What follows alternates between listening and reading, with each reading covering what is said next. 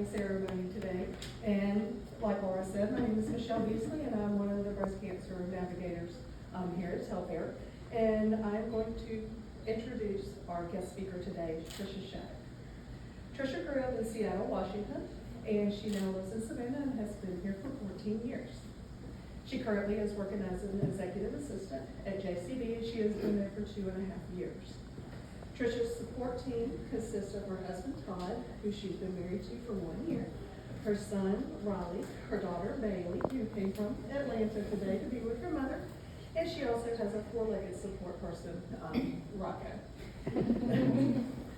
She loves to go for walks. She loves to eat out at restaurants, especially her favorite one, Driftaway Cafe, and she loves baseball.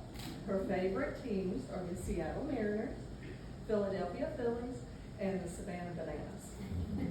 So today Tricia is going to be sharing her breast cancer experience with us. So please help me welcome Tricia Shack.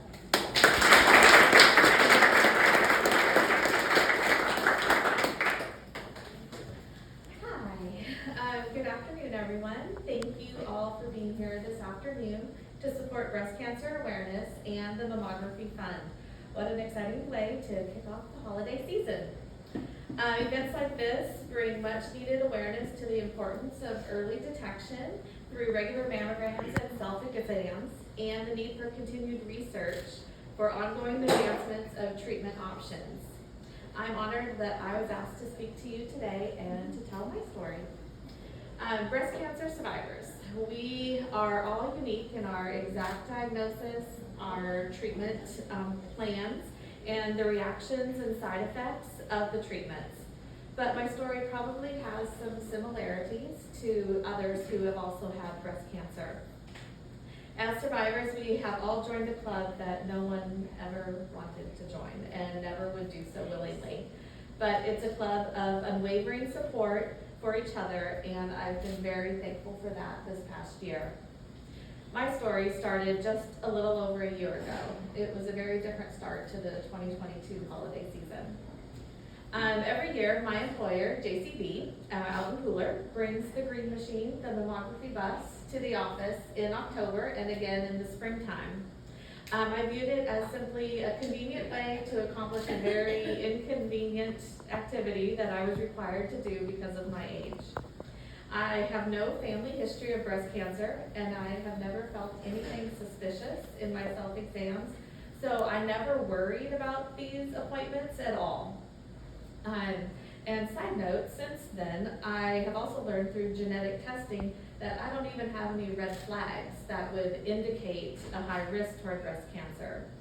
Breast cancer does not care one bit about family medical history or genetics. It can happen to anyone, which makes mammograms and self-exams that much more important.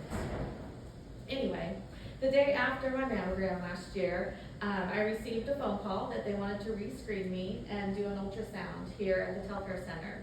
Needless to say, I was surprised and now embarrassed to say that my first thought was maybe the technology in the mammogram bus wasn't quite up to par.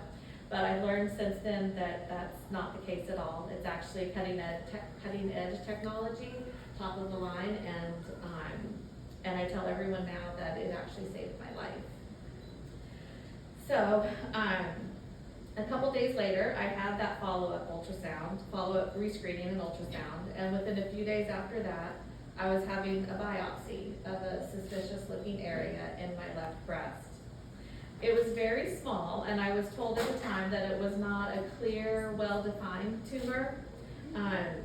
So I continued to believe that maybe the doctors were just being overly cautious. After all, I felt fine. I was perfectly healthy, and again, I had no family history of breast cancer. I had also just gotten married 6 weeks prior, and clearly a cancer diagnosis was not part of our newlywed year plan. However, just a few days later, on October 25th, I received the news, breast cancer. And suddenly my vocabulary was severely lacking as I tried to digest the information and the words being thrown at me.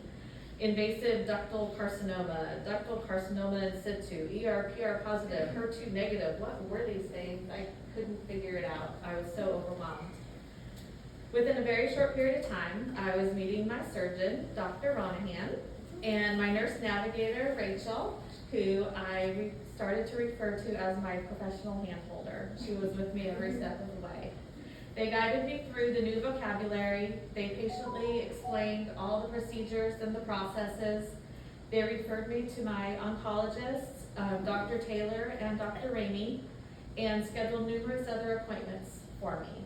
Seemingly overnight, I had an entire amazing medical team helping me understand everything and make difficult decisions along the way. During an MRI, an enlarged lymph node was found. Initially, we were just anticipating surgery and radiation, but after a biopsy of the suspicious lymph node, it revealed cancer, and chemotherapy was then added to the treatment plan. Unfortunately, I was devastated.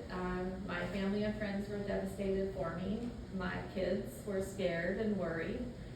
My employer, though, and colleagues were compassionate and supportive. My church family rallied around me with prayer. My husband was and is my rock. The cancer guilt set in fast and hard from the very beginning. I apologized to him over and over again, insisting that he had not signed on for this. And he quickly shut me down every single time, emphasizing that yes, actually he had. He joked, though, that he checked with our pastor about the return policy on our marriage. Fortunately, he was told that the restocking fee was too high, and that he was stuck with me.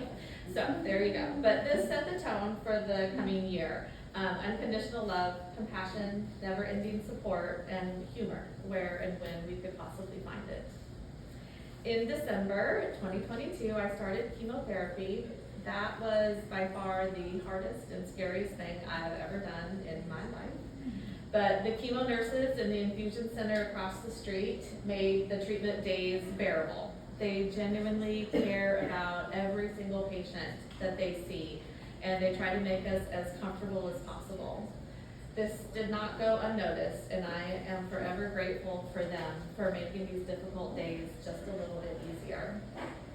You're warned by doctors, nurses, and other people about all the possible side effects that you might experience, but you don't fully comprehend them until you actually live them. And I ended up with 13 chemo treatments. It was cut short by 3 because of peripheral neuropathy. Fortunately, that did resolve itself and go away a few weeks after stopping chemo. After a month of healing from chemo, I then had a lumpectomy in May, and thankfully only needed the one offending lymph node removed, just the one. The morning of my surgery, my surgeon prayed over me, and I went into the procedure with a sense of peace, actually. After several weeks of healing from surgery, I started 6 weeks of daily radiation, which of course comes with its own set of side effects. But we got through them. And on August 17th, surrounded by friends and family, I rang the bell across the street, signifying the end of my treatment journey and being cancer-free. What a victorious feeling, a moment of really emotional celebration.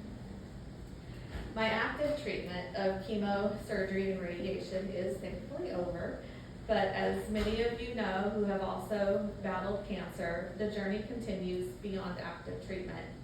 I have follow-up appointments on the calendar with my oncologists and my surgeon, and I'm currently addressing some ripple side effects from all that my body has been through.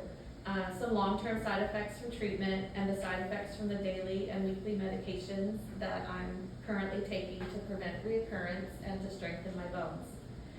I absolutely have some rough days when my muscles and my joints hurt so bad I can barely walk, or the medication just isn't quite sitting right and I don't feel good, or when I'm just plain tired.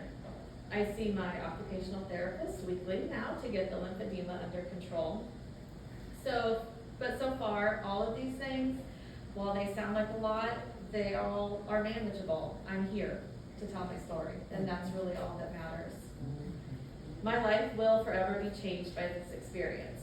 Most days, I do wake up with a renewed sense of thankfulness for life in general, and a thankfulness for all the people that God placed in my life at just the right times to help me see me through this trial.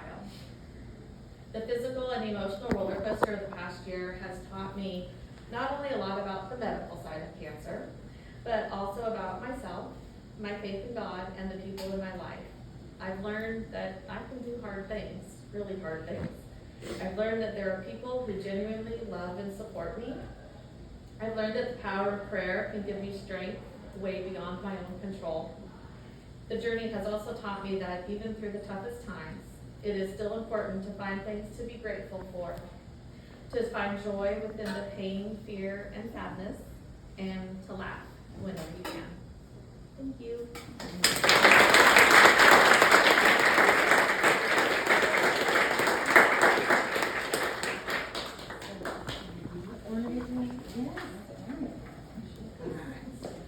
So just a little bit of information. These beautiful ornaments, we are going to, they're commemorative ornaments, and we are going to have Miss Tricia put the first one up for us.